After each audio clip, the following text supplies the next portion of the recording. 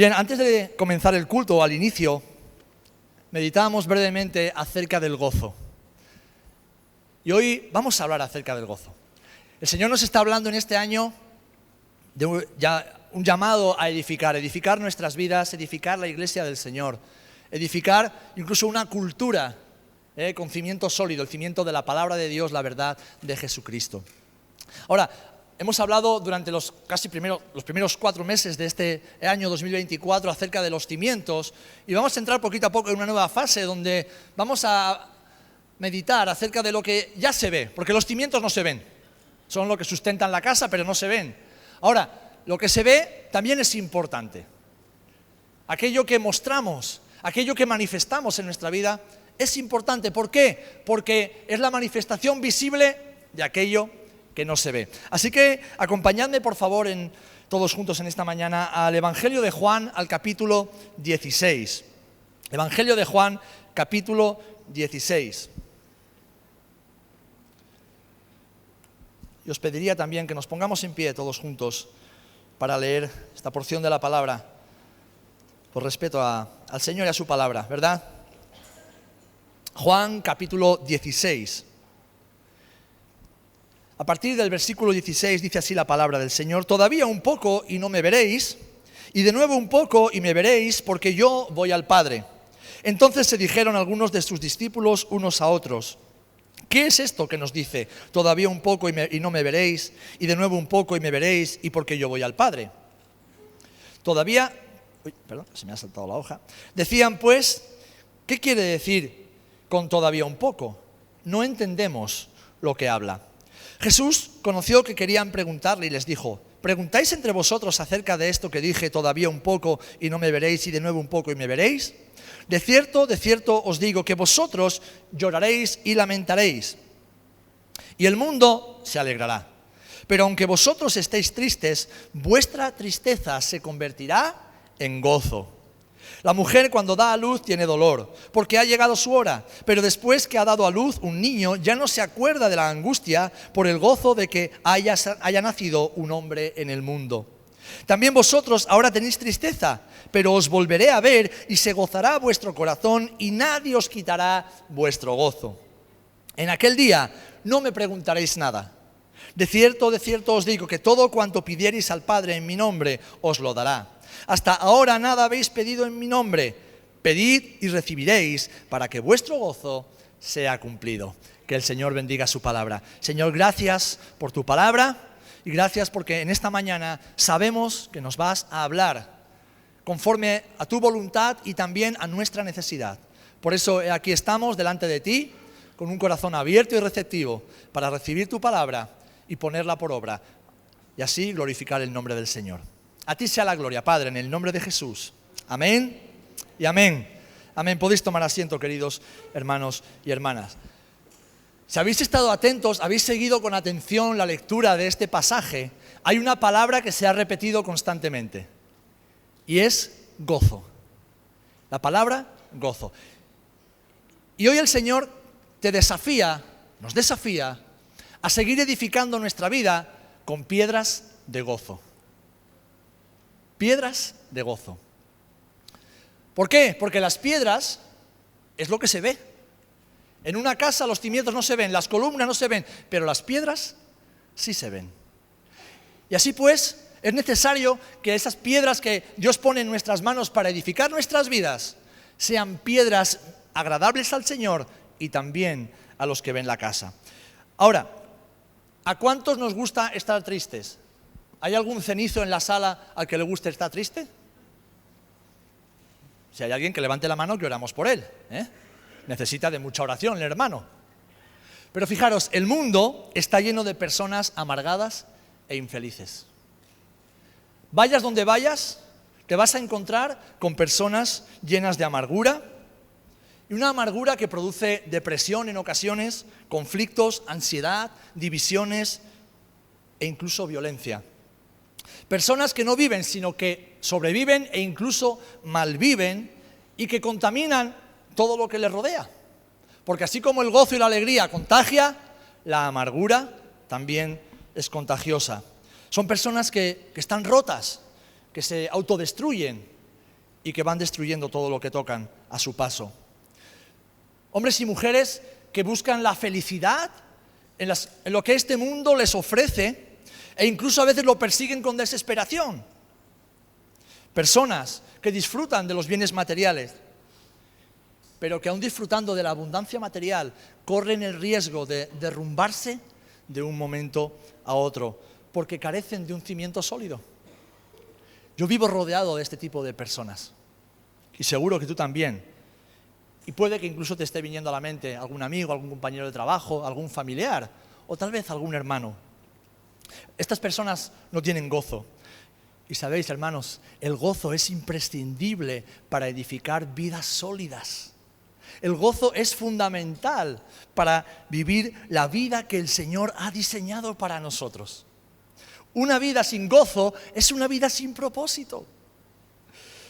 Debemos, por lo tanto, edificar nuestras vidas con piedras de gozo si queremos ver cumplidas las promesas del Señor y disfrutar de ese propósito eterno que se manifiesta ya aquí, en esta dimensión terrenal. ¿Por qué? Porque una vida de gozo es una vida que glorifica al nombre del Señor. ¿Y cuántos queremos glorificar al Señor? Pues al Señor le glorifica tu gozo y mi gozo. Ahora, ¿qué es el gozo? Si yo te pregunto, ¿para ti el gozo qué significa?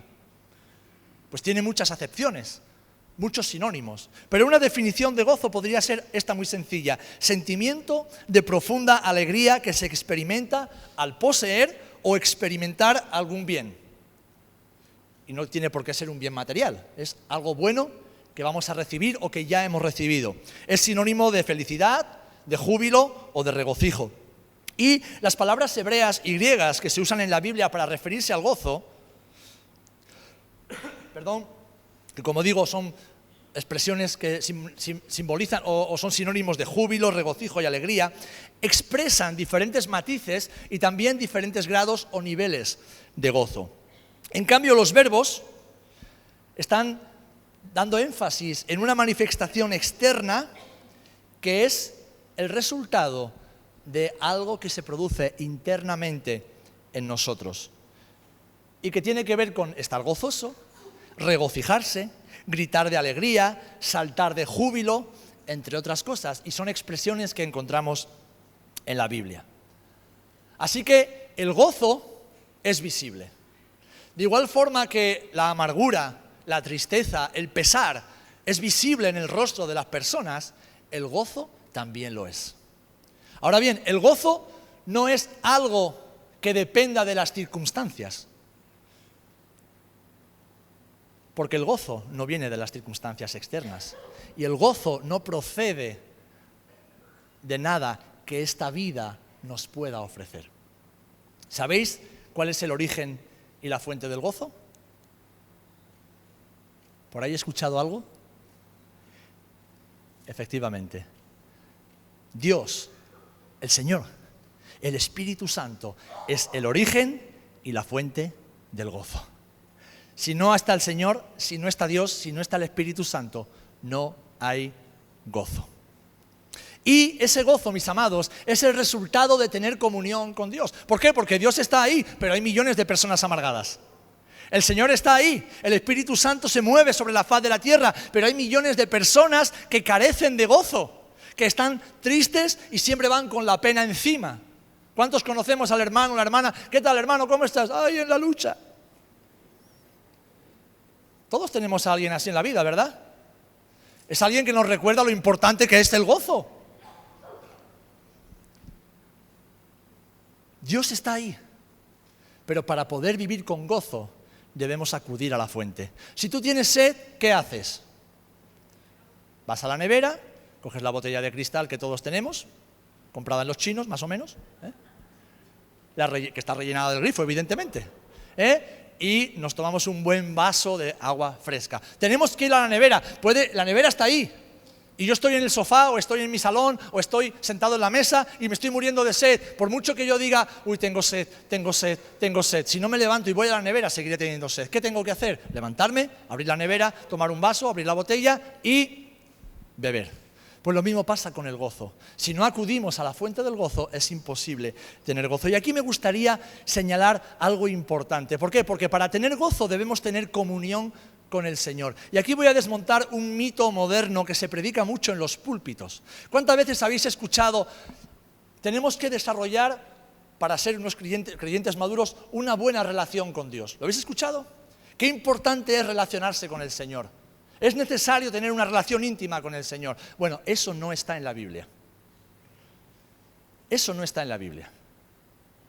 Porque lo que la Biblia enseña es que debemos tener comunión con Dios y con los hermanos. No dice relación con Dios y con los hermanos. El gozo no proviene de la relación con Dios. El gozo proviene de la comunión con el Señor.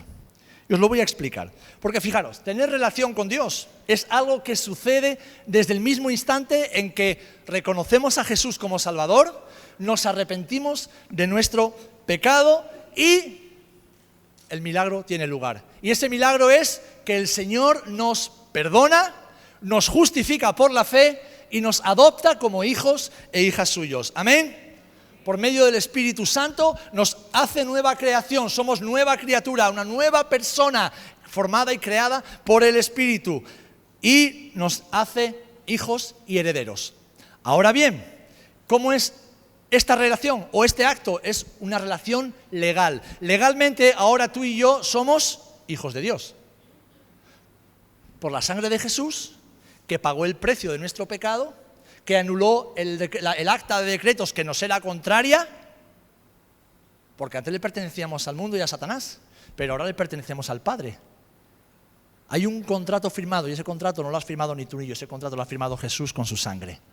Así que legalmente nos relacionamos con Dios como Padre e hijos.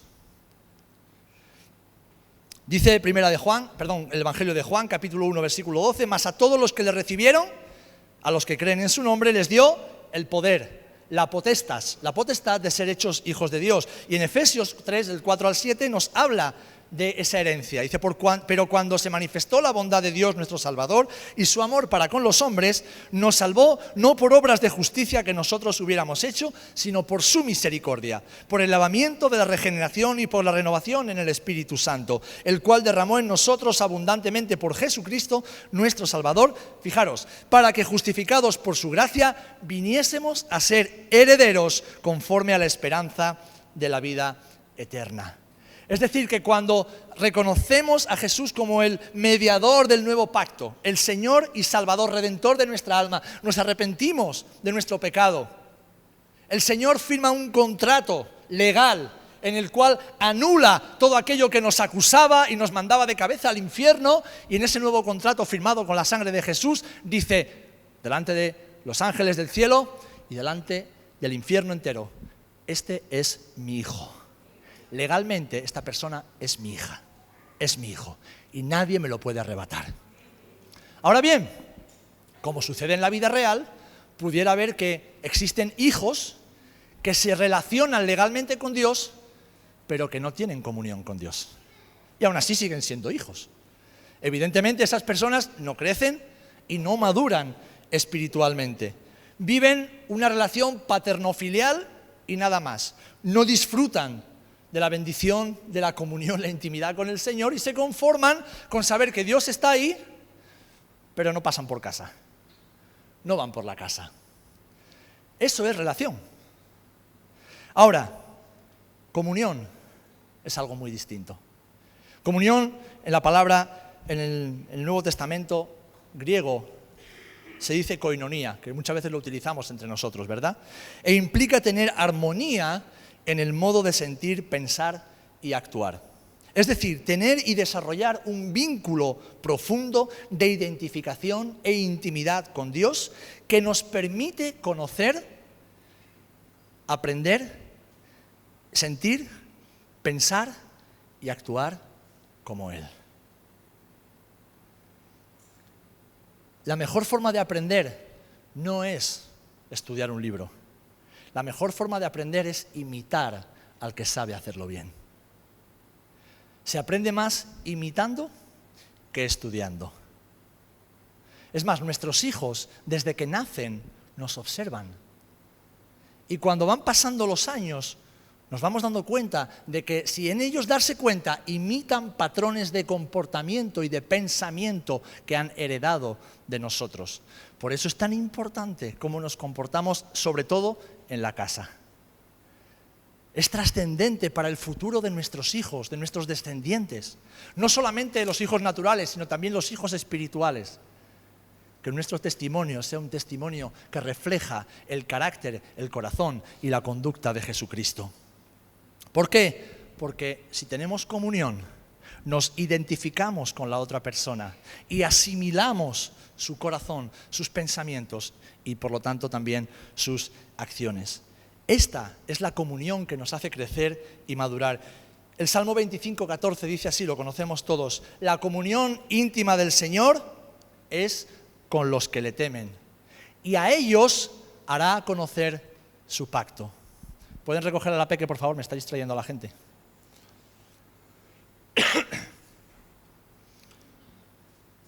La comunión íntima con el Señor solo la pueden tener aquellos que temen al Señor.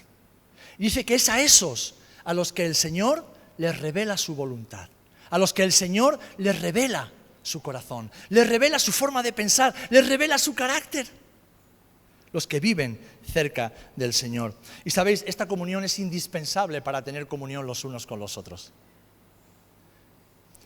Leemos en 1 de Juan capítulo 1 versículo 6. Si decimos que tenemos comunión con Él y andamos en tinieblas, mentimos y no practicamos la verdad. Pero si andamos en luz, como Él está en luz, tenemos comunión los unos con los otros. Y la sangre de Jesucristo, su Hijo, nos limpia de todo pecado. Hermanos, cuando no tenemos comunión con la iglesia, manifestamos que no tenemos comunión con Dios. El resultado natural de una comunión íntima con el Señor es una comunión íntima con el cuerpo. Si yo estoy conectado a la cabeza, automáticamente estoy conectado al cuerpo. La desconexión con el cuerpo es la manifestación visible de una desconexión con la cabeza. Entonces ahí se manifiesta lo que acabamos de leer. Podemos tener una relación paternofilial con Dios y podemos tener una relación de hermandad los unos con los otros, pero nada más. No disfrutamos de esa comunión, de esa intimidad, de esa profundidad, de ese vínculo que el Señor quiere que tengamos. De hecho, mis amados, el gozo no es el resultado de una relación con Dios, sino el resultado de la comunión íntima y constante con Él, de una comunión diaria. La presencia de Dios en nosotros, yo no sé si tú lo has experimentado, pero para mí es como una fuente de alegría que no se acaba. Y que, como he dicho antes, no depende de las circunstancias, no depende de que las cosas me vayan mal, me vayan mejor. No, es algo que depende de mi comunión con el Señor. Fijaros, Habacuc lo expresa de esta manera increíblemente maravillosa. Habacuc no es un nombre raro, es un profeta del Antiguo Testamento. Y es un profeta que se quejaba delante de Dios porque veía el pecado del pueblo, veía el sufrimiento del pueblo por causa del pecado. Pero dice en un momento durante su clamor a Dios y su oración, dice: aunque la higuera no florezca, ni en las vides haya frutos, aunque falte el producto del olivo y los labradores no den mantenimiento y las ovejas sean quitadas de la majada y no haya vacas en los corrales, dice, aunque todo vaya mal, aunque todo esté hecho un desastre, aunque seamos pobres, aunque tengamos hambre, aunque nuestros animales sean estériles, con todo, dice, yo me alegraré en el Señor. Yo me alegraré en el Señor y me gozaré en el Dios de mi salvación. Porque Jehová el Señor es mi fortaleza, el cual hace mis pies como de ciervas y en mis alturas me hace andar. Amén. Entonces el gozo no depende de las circunstancias, depende de que Dios sea mi Salvador. Depende de que Dios sea aquel que me fortalece. Y para que Dios sea mi Salvador y me fortalezca cada día, tengo que tener una comunión íntima y constante con Él, no solamente una relación. Esta fue la experiencia del rey David, cuando meditaba acerca de esa herencia eterna que todos vamos a disfrutar si hemos sido redimidos por el Señor. Dice el Salmo 16, versículo 11, me mostrarás la senda de la vida, porque en tu presencia hay plenitud de gozo, delicias a tu diestra para siempre. En la presencia del Señor es donde hay gozo. Estando en intimidad con el Señor es donde hay gozo. Este mundo no tiene nada, absolutamente nada para ofrecer que nos proporcione un gozo verdadero. La felicidad o el gozo, el deleite que nos proporciona el mundo es pasajero, es efímero, es como el humo. Y encima luego nos deja con secuelas físicas, emocionales y por supuesto espirituales. En cambio, el gozo del Señor transforma todo nuestro interior. El gozo del Señor hace que vivamos y disfrutemos cada segundo de esta vida, sean cuales sean las circunstancias. ¿Cuántos habéis experimentado eso en vuestra vida? Yo lo he experimentado tantas veces. Así que, hermanos, no podemos decir que vivimos en comunión con Dios y que estamos llenos del Espíritu Santo si vivimos en constante amargura, con mal humor y quejas permanentes. ¿Quieres ver a un hombre o una mujer que no está lleno del Espíritu Santo y que no tiene comunión con Dios? Un hombre o una mujer que está siempre quejándose. Cuando veas a alguien siempre quejándose de todo y de todos, ese hombre no tiene comunión con Dios. Si conoces a alguien que está siempre de mal humor, siempre a punto de enfadarse, siempre enfurruñado, ese hombre, esa mujer no vive en comunión con el Señor. Cuando veas a alguien que está siempre amargado, siempre con la pena encima, empastillado hasta las orejas para tener paz y para poder dormir, es una persona que no tiene comunión con el Señor. Porque el Señor es aquel que nos ayuda incluso a dormir cuando los leones nos están rodeando y quieren devorarnos. Una persona llena del Espíritu Santo y por lo tanto de la presencia de Dios manifiesta el fruto del Espíritu, que es, como dice Gálatas capítulo 5, versículos 22 en adelante, todos lo sabemos: amor, gozo, paz, paciencia, benignidad, bondad, fe, mansedumbre, templanza. Esta es la manifestación externa de la vida de un hombre o una mujer que vive en comunión íntima con el Señor y que se llena cada día de la fuente del gozo. Ahora, ¿cuántos sabemos que Dios no ha dejado escrito todo ahí un poquito como caiga, no? Todo lo que está en la palabra está escrito de una manera y tiene un sentido y tiene un propósito. Y el apóstol Pablo escribió esta manifestación del fruto del Espíritu y lo puso en un orden. ¿Y el primero cuál es? El amor. Sabemos que el amor es lo fundamental, Jesús lo dijo. Este es el primer y gran mandamiento: amarás a Dios y amarás a tu prójimo. Y Pablo dijo después en 1 Corintios 13 que todo pasará, todo desaparecerá, pero ¿qué permanecerá? El amor. Ahora fijaros, aquí en esta lista, como lo que hablábamos la semana pasada, ¿os acordáis que primero hablaba del amor y después de la hospitalidad? No es una casualidad que el apóstol ponga en ese orden las cosas. Aquí dice que lo primero es el amor y lo segundo, el gozo, y lo tercero, la paz, y después todo lo demás. Qué importante es el gozo del Señor en nuestras vidas, que es la segunda manifestación en importancia de un hombre y una mujer lleno del Espíritu Santo. Porque un hombre y una mujer que vive con el gozo del Señor es un hombre y una mujer que edifica con piedras sólidas y además hermosas. ¿A quién le gusta levantarse por la mañana y tener al lado a un hombre o una mujer con cara de... Mi mujer es maravillosa y se levanta con los pelos así, sin maquillar, con legañas, como todas las esposas, Pero hay días que se levanta con una sonrisa y lo primero que me dice: te amo, cariño. Bueno, no, te amo, amore.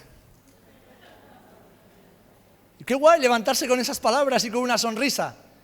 Pero hay otros días, como tu mujer también o como tu esposo, que se levanta por la mañana y eres tú el que le dices: te amo, amore.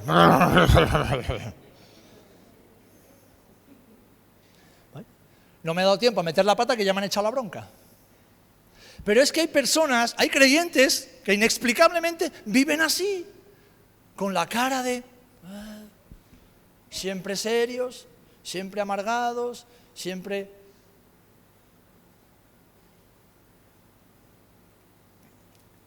Y alguien dirá: bueno, es su carácter. Y entonces nosotros deberíamos responderle: claro, es su carácter y no es el carácter de Cristo. Qué importante, mis amados, es el gozo. Y Pablo lo sabía. Fijaros, a los Corintios les escribe en la segunda carta, en el capítulo 12, por lo cual, por amor de Cristo, dice: me gozo en las debilidades, en afrentas, en necesidades, en persecuciones, en angustias. Me gozo en debilidades, en afrentas, en persecuciones, en angustias. ¿Cómo es posible que alguien se goce cuando todo le va mal?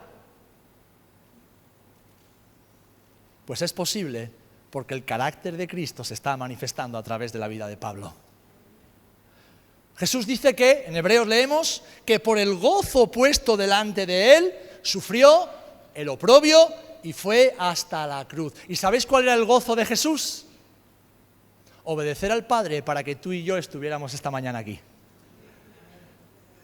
Ese es el gozo de Jesús. Y por ese gozo puesto delante de él, estuvo dispuesto a ser separado, arrancado del Padre y llevar encima, cargar sobre él todo el pecado de la humanidad. Por el gozo, por el gozo, por el gozo. Así que me gustaría avanzar nombrando algunos beneficios del gozo, porque el gozo es súper beneficioso para nuestras vidas. Y Pablo lo sabía muy bien, y él sabía que para permanecer firmes en la obra de Dios y para servir al Señor con eficacia, hay que estar gozoso, hay que vivir gozosos. Para permanecer firmes en la carrera, mirad, es algo que he comprobado y que lo hemos hablado muchas veces en foros pastorales. Cuando un hermano o una hermana empieza a perder el gozo y no lo soluciona rápidamente, es muy probable que termine apartándose del Señor. Porque el gozo del Señor es algo que nos mantiene apegados, aferrados al Maestro y a la Iglesia, aún en los peores momentos de nuestra vida. Pero cuando perdemos ese gozo, lo perdemos todo. Y Pablo lo sabía. Por eso constantemente Pablo exhorta a la iglesia. Y Pablo no está hablando a iglesias a las cuales les iba todo bien. Tú y yo estamos aquí sentados, en sillas cómodas, con hermanos que están a tu lado y que huelen bien porque se han duchado esta mañana, se han puesto desodorante, se han puesto colonia, algunos demasiada colonia. Hermanos, tengan cuidado, que el exceso en todo no ayuda. Pero el apóstol Pablo le está hablando a iglesias que estaban siendo perseguidas, a hermanos que no usaban desodorante porque no existía, lugares de reunión donde no había aire acondicionado porque no había locales de culto, se reunían en las casas, se reunían en los lugares apartados. Estaban hablándole a hermanos perseguidos por causa de su fe. ¿Y qué les dice, por ejemplo, a los tesalonicenses? 1 Tesalonicenses 5:16, estad siempre gozosos. Yo sé que estáis pasando por pruebas y tribulaciones, estad siempre gozosos. Y después a los filipenses, que eran más pobres que una rata.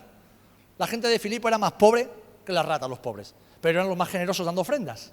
Por eso Pablo los reconoce también en su generosidad. Y a ellos, ¿qué les dice? Yo sé que estáis en pruebas, yo sé que no tenéis un duro, yo sé que no llegáis a fin de mes, pero a vosotros os digo regocijaos. Otra vez os digo regocijaos. ¿Por qué? Porque el gozo no depende de lo que tenemos en el bolsillo, el gozo depende de lo que tenemos en el alma. Y a los romanos, a los hermanos de Roma, que también estaban empezando a pasarlo mal, porque el emperador había mandado expulsar a los judíos y había mandado expulsar también a los cristianos o los judíos que se habían convertido al cristianismo. Gozaos con los que se gozan y llorad con los que lloran. Es decir, hay una exhortación constante, y hay muchísimos más versículos que hoy no tenemos tiempo para tratar, en la palabra del Señor, a gozarse, a gozarnos, a regocijarnos, a regocijarnos. ¿Por qué? Porque el gozo del Señor es fundamental para permanecer firmes en la carrera cristiana. El gozo del Señor es fundamental para servir al Señor cada día. Porque servir al Señor trae muchos desazones, trae muchos disgustos en ocasiones. Recordad que Jesús, en la última cena, también cenó con Judas. Y cuando sirves al Señor, vas a tener a tu lado a veces a personas que son como Judas, que te sonríen por la cara y te apuñalan por la espalda. Pero es parte del precio de servir a Jesús. Y a esos también hay que amarlos. Y hay que amarlos con gozo. Amén. Así que, ¿qué dice el Señor? Que nos enfoquemos en el lugar adecuado para vivir con gozo. ¿Os acordáis cuando vienen los discípulos diciendo, Señor, somos unos máquinas, los espíritus se nos sujetan, hemos sanado a un montón de gente, hemos sido las estrellas de la campaña evangelística? Y el Señor, voy a parafrasear, ¿vale? A ver, flipaos, venid para acá. Qué rápido perdéis el norte y el enfoque. Venid para acá, que os habéis venido arriba y no habéis entendido casi nada. ¿Y qué les dice? No regocijéis, no os alegréis tanto porque los espíritus se os sujetan y las enfermedades son echadas fuera. No. En el reino de los cielos eso no es lo importante. Dice Mateo 5:12, gozaos y alegraos, porque vuestro galardón es grande en los cielos, porque vuestros nombres están escritos en el libro de la vida. Ese es el mayor motivo de gozo que tú y yo tenemos cada día, que nuestro nombre está escrito en el libro de la vida. Que hace no sé cuántos años, para cada uno distinto, nuestro nombre estaba escrito en un acta, en un decreto que decía culpable y condenado eternamente. Pero vino Jesús y en la cruz clavó ese decreto para anularlo y cancelarlo y llegar al delante del Padre y decir, este nombre ya no debe estar aquí, este nombre está escrito en el libro de la vida para siempre. Y ese es el motivo de nuestro gozo. Y necesitamos recordar eso cada día, lo que Jesús ha hecho en la cruz. Debemos recordarlo cada día, en todo momento, en cualquier circunstancia, incluso y sobre todo cuando pecamos, cuando fallamos, cuando la liamos parda, porque nos pasa a menudo. Ahí es cuando debemos de ir atrás y decir, Señor, perdóname por mi pecado una vez más, pero gracias por lo que hiciste. Gracias por lo que hiciste, porque sigo siendo un hijo tuyo. Y el gozo del Señor tiene beneficios integrales para nuestra vida. En primer lugar, el gozo tiene beneficios para nuestro cuerpo. Y tú dirás, ¿cómo? Sí, el gozo es beneficioso para nuestro cuerpo. Las personas que viven en amargura se enferman con mayor facilidad que los que no. Y eso lo dicen los médicos. Las personas que están siempre amargadas, que están siempre tristes, siempre enfadadas, están siempre enfurruñadas, se enferman con mayor facilidad que los que viven con gozo y con alegría en sus corazones. Dice la palabra del Señor en Proverbios 17:22 que el corazón alegre constituye un buen remedio, mas el espíritu triste seca los huesos. Una persona triste es como una flor que se va marchitando, marchitando, marchitando, marchitando. Las personas con depresión son personas que tarde o temprano se enferman físicamente, acaban enfermándose físicamente. Por eso, el Salmo 51 dice, hazme oír gozo y alegría y se recrearán, es decir, sanarán los huesos que has abatido. Los huesos que has abatido. Entonces, ¿es lícito estar triste? Sí, hay momentos en que estamos tristes y tenemos que estar tristes porque tal vez estamos atravesando una circunstancia terriblemente dolorosa. Y no debemos negar la tristeza, no debemos negar el dolor. Debemos sencillamente pedirle al Señor que nos acompañe en ese dolor, que nos sane ese dolor, pero que nos recuerde que por encima de ese dolor pasajero que tenemos en esta vida, hay un gozo que nos proyecta hacia la bendición eterna que tenemos con Jesús para siempre. ¿Amén? La cuestión es que vivimos tan centrados en lo de aquí abajo, en lo que sentimos, en lo que experimentamos con nuestras emociones, que fácilmente olvidamos lo que realmente trae sanidad para nuestro cuerpo y para nuestra alma. Es más, ¿a cuántos os gustaría tener 1 millón de euros en el banco para haceros un buen tratamiento de belleza? Algunos se pondrían un buen pelazo, otros se quitarían las arrugas, algunos se quitarían unos cuantos kilos, alguna hermana se estiraría toda la piel para que parezca una niña de 15 años, Los blanquitos se pondrían morenos permanentes. Te voy a dar la mejor receta para la belleza. Y la mejor receta para la belleza está en la Biblia. Proverbios 15:13, apúntatelo ahí. Porque desde hoy no tienes ninguna excusa para ir feo por la calle de aquí a que te mueras. Desde este momento en que yo te he dado este secreto, no tienes motivo ni excusa para ir feo nunca más a ningún lado. El corazón alegre hermosea el rostro. El corazón alegre, el corazón gozoso, hermosea el rostro. Dice un refrán que la cara, el rostro, es el reflejo del alma. Nuestra cara refleja lo que tenemos dentro. Entonces, cuando ves a alguien con cara de pez, no es porque sea así, es porque dentro o se está muriendo o está muerto. Y lo único que puede vivificar nuestra alma y nuestro cuerpo es el gozo del Señor. Es el gozo del Señor. Pero es que además el gozo del Señor produce vigor a nuestra vida. Yo soy deportista, como muchos de vosotros, y sé lo importante que es el estado de ánimo a la hora de hacer deporte o incluso a la hora de trabajar o a la hora de estudiar. Si tú tienes que hacer una maratón de 42,5 kilómetros y estás amargado, te voy a decir una cosa, no vas a llegar. No vas a llegar. Te vas a hacer daño y vas a abandonar.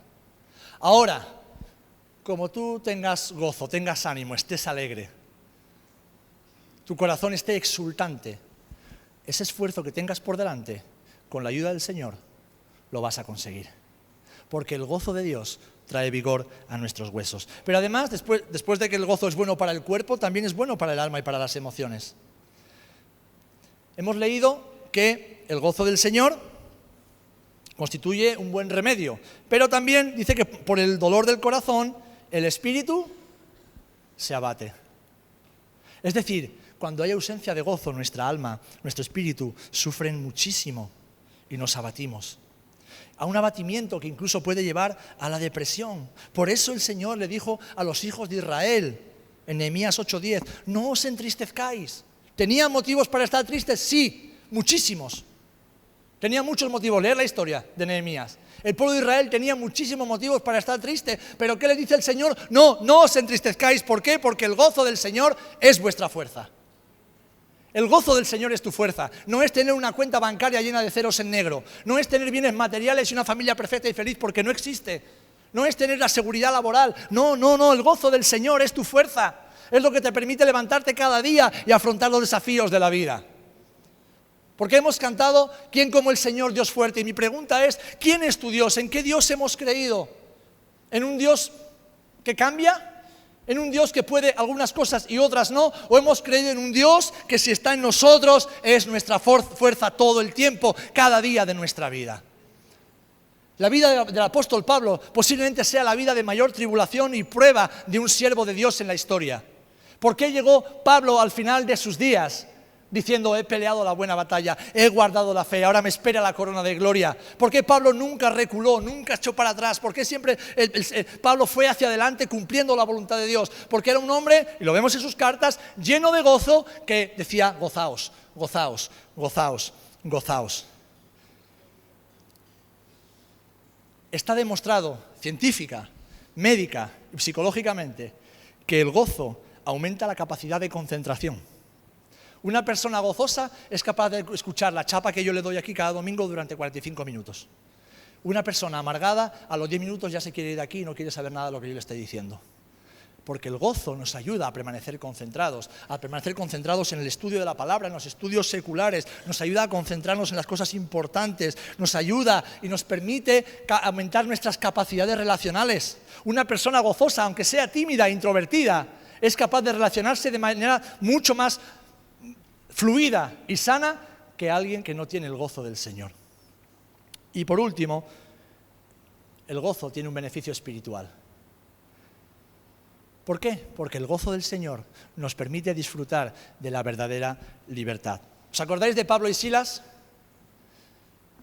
Silas no era la mujer de Pablo, era el compañero de Pablo. Lo digo porque una vez escuché predicar a Pablo y su esposa Silas, digo yo, madre mía. Pablo y su esposa Silas.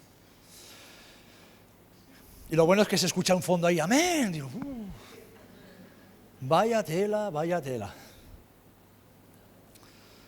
Señor, no vengas ya porque eso se queda. Espera que aprendan que por lo menos Silas era el amigo de Pablo y compañero de ministerio. ¿Qué dice en Hechos capítulo 16, versículo 25? Que a medianoche, orando, Pablo y Silas cantaban himnos a Dios y los presos los oían. ¿Dónde estaban Pablo y Silas? Porque los presos los oían.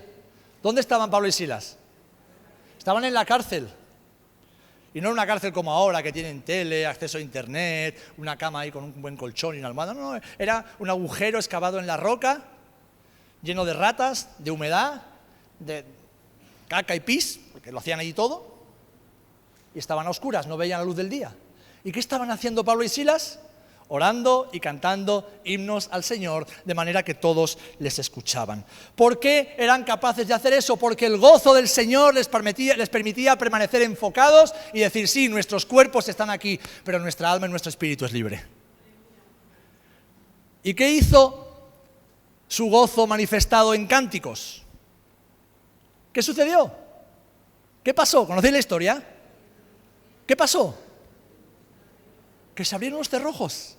Dios hizo un milagro, no cuando ellos oraron pidiéndole, Señor, sácanos de aquí, sino cuando ellos alabaron a Dios, aun a pesar de no saber si nunca más saldrían de esa cárcel. Y eso es lo que hace el gozo del Señor en nuestra vida, queridos hermanos. Así que quiero concluir dejándote algunas características de una persona gozosa. Y con todo esto, que puedas irte para casa, meditar y madurar de lo importante que es el gozo en nuestra vida para edificar vidas sólidas para la gloria del Señor y para ser luz en un mundo de tanta oscuridad. Mira, yo no he visto el Festival de Eurovisión porque no lo he visto en mi vida. No lo voy a ver a esas alturas de la vida. Pero sí que me he fijado en algunas de las personas que han cantado. Y algunos parecen sacados de cuentos de terror.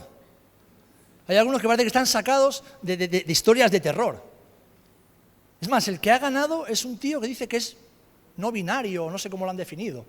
O sea, un marciano, un extraterrestre, Pero ves la forma en que se visten, la forma en que lo que cantan. Y tú puedes decir, ¿qué gente más rara? Digo, no, eso es el espíritu del mundo, eso es lo que es el mundo, es un mundo perdido sin esperanza. Un mundo muerto que venera la muerte. Por eso había miles insultando y abucheando a la representante de Israel y en cambio aplaudiendo a Nebulosa.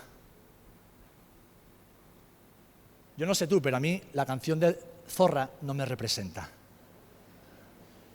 Así que si has votado por esa canción, arrepiéntete, pero bien en serio. Ayer estaba, después del partido de mi hijo, sentado tomando algo con unos compañeros, no son creyentes, y me dice uno, muchos lo conocéis, Villalustre, entrenador del Rota, me dice, Serafín, de verdad, que yo tenga que ser representado por esos personajes con ese mensaje. Y dice, no sé, si yo me indigno, me dice él, no sé cómo te sientes tú. Menos mal que Dios es bueno y hemos quedado los últimos. Y a la que abucheaban ha quedado de las primeras. Pero al final es un festival que refleja lo que viven las personas. Personas que están amargadas, muertas, confundidas y viven en oscuridad. ¿Quiénes tenemos que llevar la luz de Jesús? Pues los que hemos pasado de muerte a vida. ¿Amén? Así que te voy a dejar rápidamente con unas características que te van a ayudar a decir, bueno, pues si soy un hombre que tiene comunión con el Señor, una mujer que vive en comunión íntima con el Señor, esto lo tengo que reflejar y muchas otras cosas más, pero ya se nos acabó el tiempo. La persona gozosa responde a las situaciones difíciles con la palabra de Dios. ¿Qué hizo Jesús en el desierto cuando Satanás lo tentaba? No solo de pan vivirá el hombre, ¿eh? De verdad que tengo más hambre que llevo 40 días sin comer. Pero no solo de pan vivirá el hombre. La persona gozosa es alguien que ante las adversidades y dificultades responde con la palabra del Señor y se aferra a las promesas de Dios. En segundo lugar, la persona gozosa es capaz de alegrarse todos los días. Todos los días. Todos los días. Pase lo que pase y pese a quien le pese. Es capaz de alegrarse todos los días.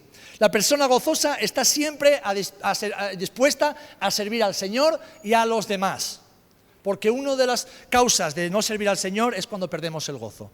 Así que el gozoso siempre está dispuesto a servir al Señor y a servir a los demás.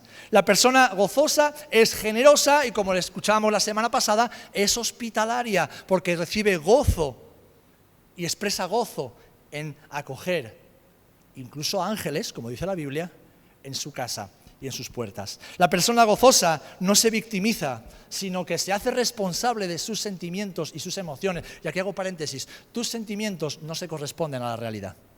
Es lo que tú sientes, no es lo que sucede. Por eso es importante vivir por verdades y realidades y no por sentimientos.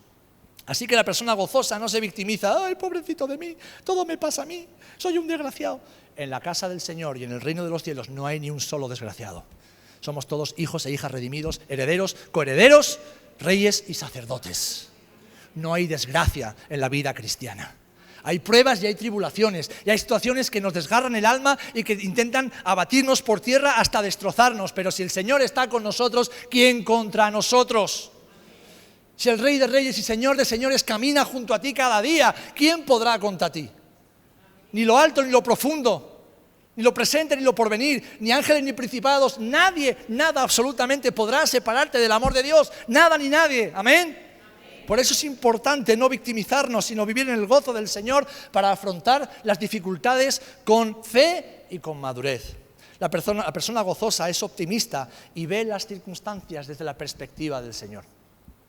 Además, es alguien que anima constantemente a otros y nunca derriba. Cuando veas a alguien, escuches a alguien rajando siempre de los demás, ese no tiene gozo del Señor. Ese está amargado, perdido. El que está siempre criticando a los demás, ese está amargado, perdido. ¿Y qué hace? Proyecta su amargura hablando mal de otros.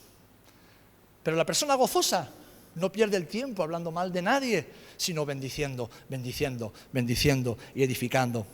La persona gozosa no se queja de las personas ni de las situaciones. Tampoco se desmorona ante la más mínima noticia negativa. Porque la persona gozosa no se siente derrotado fácilmente, puesto que su fortaleza viene del Señor. Amén. Por lo tanto, hermano, es tiempo de seguir edificando vidas con piedras de gozo. Es necesario que cada día tomes las piedras del gozo que el Señor te da y las coloques en el lugar adecuado en tu vida y en tu caminar con el Señor. Porque esas piedras de gozo son una luz que este mundo necesita ver. Son una luz que este mundo necesita visualizar para saber cuál es el camino que nos lleva al Señor. Y es que, al igual que la amargura se contagia, el gozo también se contagia. Y el gozo que contagia a los que nos rodean es un gozo que nos permite mostrar la gloria, la belleza y la hermosura de nuestro Señor.